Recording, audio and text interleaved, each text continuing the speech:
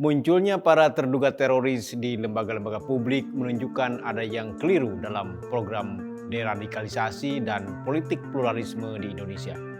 Saya Bagja Hidayat dan inilah Opini Tempo.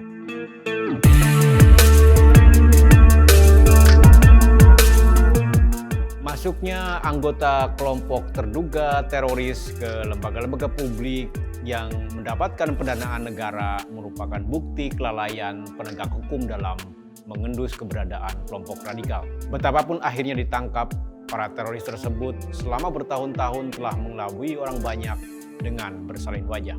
Pada 16 November 2021, Detasemen Khusus 88 Anti Teror Kepolisian Republik Indonesia menangkap Ahmad Zain An-Nazah, Farid Okbah, dan Anung Al-Hamad. Polisi menyebutkan ketiganya masuk dalam jaringan Jamaah Islamiyah pimpinan para Wijayanto, orang yang telah dihukum 7 tahun penjara karena kasus terorisme. Sejak Januari lalu, lebih dari 300 orang terduga pelaku teror, umumnya adalah anggota Jamaah Islamiyah yang sudah ditangkap polisi.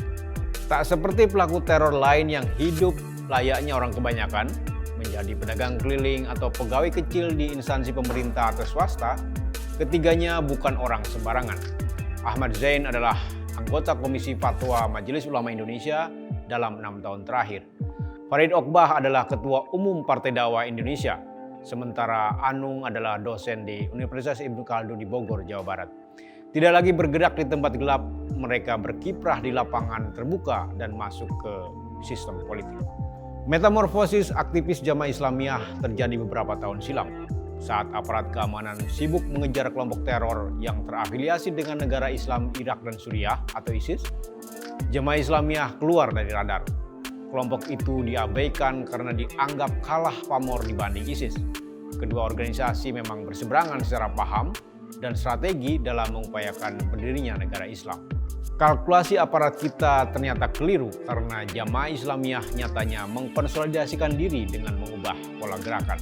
Jamaah Islamiyah misalnya tak lagi mencari dana lewat FAI atau merampok bank untuk membiayai aksi teror mereka. Sebagai gantinya, mereka mengumpulkan sumbangan lewat badan usaha dan lembaga amil zakat. Karena itu, kepolisian harus segera memastikan peran ketiga tokoh Jamaah Islamiyah itu dan menggulung jaringan di belakang mereka.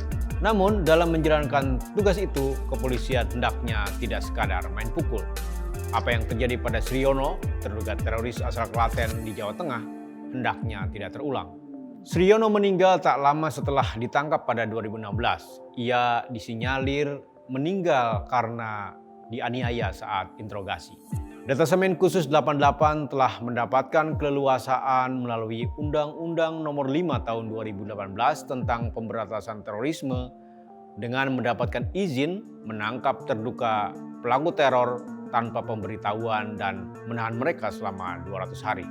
Lebih dari sekadar memperbaiki strategi lapangan oleh polisi, pemerintah hendaknya juga tak henti merangkul masyarakat untuk mengkampanyekan perlunya beragama secara inklusif. Perlu kita sadari bahwa pelaku teror mula-mula adalah penganut agama yang mau menang sendiri. Perbedaan tidak dirayakan, tapi mereka musnahkan. Selain itu, pemerintah juga hendaknya tidak menjadikan pluralisme sebagai kuda tunggangan untuk kepentingan politik jangka pendek. Sibuk mengkampanyekan Pancasila sebagai azimat penangkal sektarianisme, pemerintah diam-diam merangkul kelompok garis keras untuk mencari dukungan politik. Telah berkali-kali kita sesali, Presiden Joko Widodo menyerah terhadap kelompok intoleran dalam demonstrasi besar 212 pada 2016. Bahkan ia menjadikan penggerak demonstrasi sebagai pendamping dalam pemilihan umum 2 tahun kemudian. Teror akan terus ada seiring dengan tumbuhnya sikap beragama yang eksklusif. Radikalisme agama hanya bisa dilawan oleh ketulusan dan persistensi dalam menjaga keberagaman. Simak opini dan liputan selengkapnya di majalah.tempo.co.